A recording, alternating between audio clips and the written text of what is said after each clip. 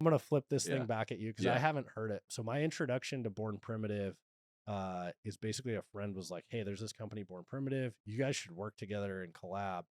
And they're like, "It's a clothing company." I'm like, "Ugh, another veteran-owned t-shirt company." It's like what I thought, right? Yeah. Yeah. And so they sent me a full sweatsuit and maybe a couple other pieces, and I was like, "This is actually really nice." Like I still wear it. I have the hoodies in the car. Oh, nice. I was like, "This is actually really nice. I like their stuff." And then shortly after, I was introduced to like Mike Herney and some other people that you guys work with. And like, dude, you got to try our outdoor pants for like PSE and doing stuff with PSE. And it's actually to me, it was a different apparel company because usually apparel companies from military guys, it's like, I have an idea for a logo and branding. I'm going to start a business. The differentiator for you guys, not selling your stuff too hard, but was that you seemed product focused, where it's like the hoodie was different. I've made hoodies for 15 years now. It wasn't just like an off the shelf hoodie. The sweatpants were different. I was like, okay, these guys, if they didn't design it, they at least did a lot of homework in sourcing and all of this to like get to a good product. So you started it before the Navy, capital from you and your brother. What was like the next? How would you sum that up? What came next? In the early days, it was just the snatch shorts and just screen printed T-shirts. So Yeah. yeah, the one over Tony's shoulder was one of the first ones, which is why we got it framed up. I love it. We were just scrappy, man. We went to every CrossFit event basically every weekend we could, packed up the Jeep, and little by little acquired customers in person. Yeah. Right? There was, we didn't have. We had social media, I guess, but not really. Yeah, you weren't doing a lot of e-com back No, then. no. And then we finally realized we wanted to get in kind of the cut and sew performance apparel because I realized pretty early on, it's like, all right, literally anyone could go down to a local screen printing shop and get T-shirts made. Like Yeah. literally, there's no barrier to entry, so this is not defendable. Zero. And that's why I appreciate, or, I respect the success of some of these veteran-owned T-shirt companies, but from our optic, it's like there's nothing like literally anyone could create that tomorrow because the product is a bigger barrier than just like coming up with a logo and going down a screen printing shop and making a bunch of T-shirts, Absolutely. right? So I want to be like, okay, we need to be able to do something that's more of a differentiator, and a lot of this came from Mal too, our co-founder. So the first product of that was our sports bra, that like sold out immediately. Mal, nailed the fit, and then the leggings. You weren't the I was model for not. I was that? not. And then we launched like a board short, which is like in CrossFit. Yeah. That was the big fashion Yeah, thing yeah. at the time. Still kind of is, but like Yeah. everyone wore like board shorts to CrossFit gyms back then. That's old man stuff now, by the Yeah, way. exactly. Yeah. Down to the knees. But so that was the deal. It was like a woodland camo board short with like a tattered American flag down one leg. Yep. And I thought I was really cool. So that's kind of what got it started. And this is a another level up on screen printed stuff, and that's kind of what got us going down that road of cut and sew. Yeah. And we've continued to do that, and I think that's part of the fun. When we get a bunch of fabric swatches in and we look through them and you feel it, and you look at the how much it weighs and the characteristics, and then we get samples made and then you put it on, and you know what I mean. It's like we test it. That's the fun part. If we were just screen printing T-shirts, there's not a whole lot to that, man. So that's, pretty much every product we do, of course, still have our branded stuff that just graphic tees. Yeah. Because people still. There's nothing wrong with that, Yeah. but to your point, like it's not that interesting to me or exciting. It's still running a business is hard no matter what. Yeah. But when you're actually like creating a real product that's completely unique and different, that's what gets really interesting. Yeah. So that, just little by little, I think. Did you take on investors, or have you guys been fully bootstrapped? You and your brother own the whole thing now? No outside? Well, my oldest brother, Mike, who's our CFO now, I think Yeah. it was a year after Matt bought in as well for, even less than Matt did. Yeah. We'll put it at that. And it was just like Sweat the equity. brothers, right? Yeah. So it's no, family owned. yeah, we didn't really ever raise money. And I think that's something we're proud of. I think maybe. You guys have debt on the books? You could No, you'd say no, but you dug at my numbers. No debt on the books. No, man. Zero, like not a revolver or anything. Yeah, we have a line of credit, Yeah. but we don't really we pay it off. That's how we are with Soflete. Like we have inside debt. Like we personally loan money to the company and then pay it back. Yeah. But we have a revolver that's like at $0, and usually like we buy a lot of inventory, we'll put it on the revolver and then pay it off. Within a month. Maybe two. Especially when we're developing new apps, that's super expensive. So that screws with your cash flow quite a bit. Yeah. But Yeah, and I guess technically, Mal and I we use part of the line of credit to buy land down the street, but that's for a building, not like the oh, cool. business. So we're So building you our guys are building the headquarters? yeah, big HQ, man. You It's gonna gonna have be a gym? yes. Is there a gym here? No, but Gotta At we our have wa- gym. there's we have one one at at our our warehouse Yeah. down the Oh, road. okay, cool. But yeah, it's gonna be awesome. It's gonna have a gym and saunas and cold tubs and locker rooms and the whole thing. So Nice. we're pumped about it. That's our I little dig it. project. Hopefully next summer we'll be rocking. But one thing, you had an interesting point about like you screwed up the first business, and I think one thing we learned is that in my first failed business, we were given, we got money from an investor. We got 110 grand, and that was my first ever real business. I grew up like mowing lawns. I had like a pretty robust lawn mowing business for just a punk Yeah. kid.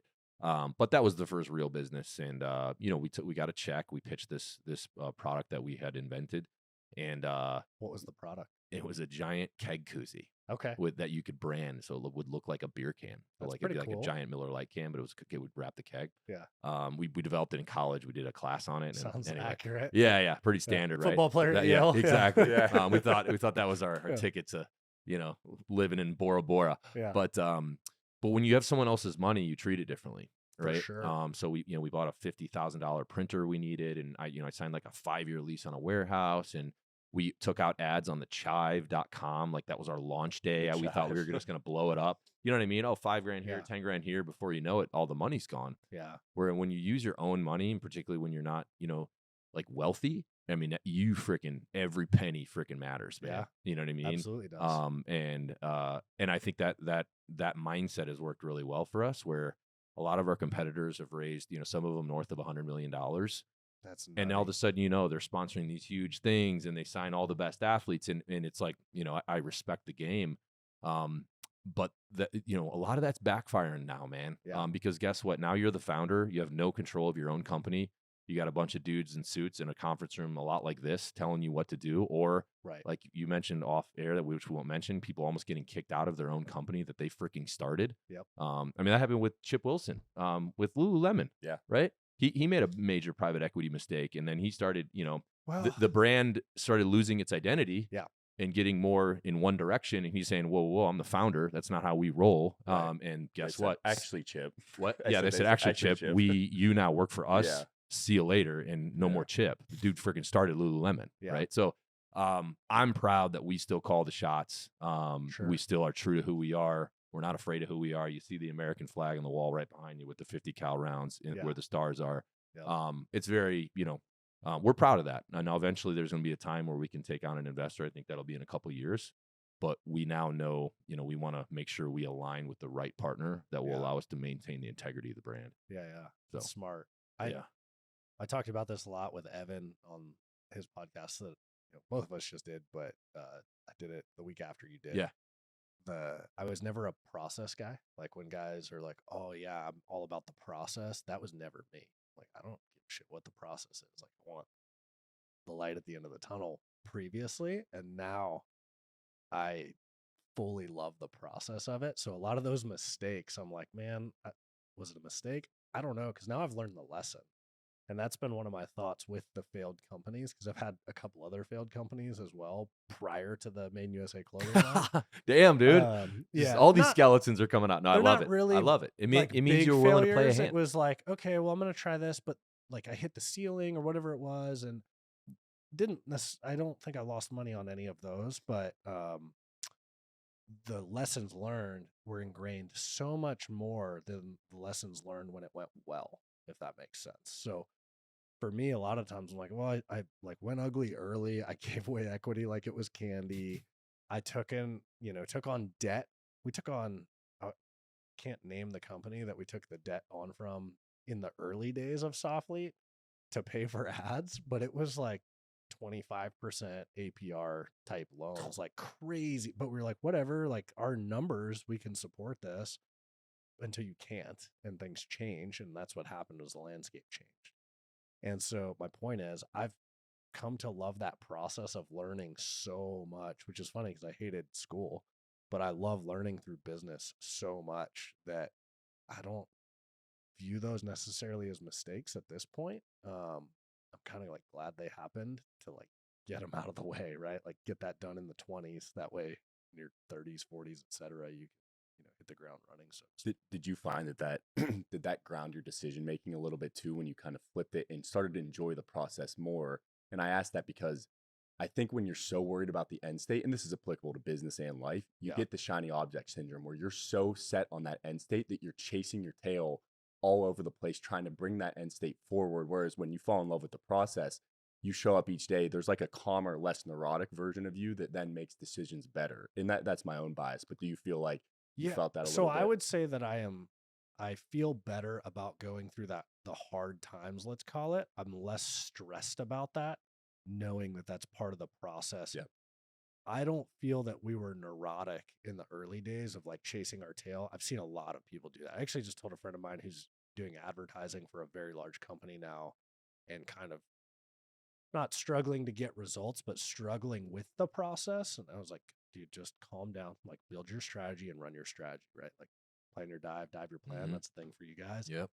And that's what you do is you build your strategy and you run your strategy. And if you fail, it sucks. You might get fired, you might lose your company, whatever it is, but now you have all of this. Whereas if you build your plan and change your plan halfway through, you have no idea if it's going to work or not. And so for me now, I'm not so much, I don't think we were neurotic previously, but the stress was so hard because all I thought about was we're here and we're getting to here. And now I'm like, we're here and the next step is here and we're doing this. And I know in the back of my head that way down here, that's the outcome. But part of it too is being in a leadership role in like 2 companies right now with other people is you're bringing other people through that process. Whereas those people, if you didn't bring them through that process, they're not going to understand how we got to the thing at the very end. And so that's one of the really exciting things for me is like you're teaching other people as you learn, kind of like doing it all together, if that makes sense. And they're learning the way as you learn the way. And that's what's started to make it And that's less frantic. that's a sustainable team because it's so easy Very. to do closed doors where you're making all the decisions with only the high ups. And you're right, you Yep. pull forward that end result, but then you don't have a team that can manage it. So I love that Yeah. because like there's the importance of building a sustainable team is when you teach them day to day, and that's a grind too, especially like It is. pulling forward their knowledge. You build a system then where you can take a step back and you're like, holy shit, like look at this now. Everyone can do it because you pulled them through that, as opposed to like, oh, we're going to make this happen in a closed room. Yeah. And then they'll just execute. It's like, well, yeah, they won't be able to execute that plan. No, they Yeah. can't. And there's definitely a time, like you guys have seen it, where you're in the trenches and you're like I'll still get on to, both of the companies that I work for, I'll still get on and make website changes or answer customer service on Christmas or whatever it is. Mhm.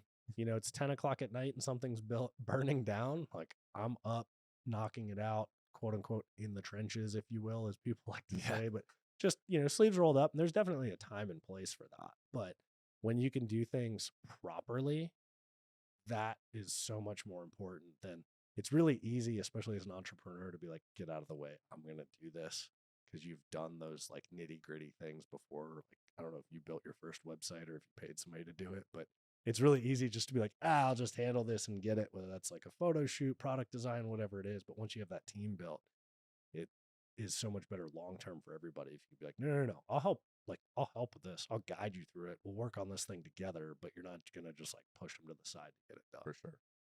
And usually like they're in that seat because they're probably better at that thing than you anyway. Oh, totally. So Oh, that's Yeah. me, man. That's so spot on. that's what it was funny when I'll try to We all sneak do back that. into the creative department and be like, hey, can we increase the spawn a little They're bit? giving you Like, the head nod. Get like, the fuck out of here. Yeah, Let us do our exactly. job. I'm like, yeah, you guys are way better than me. I'm sorry.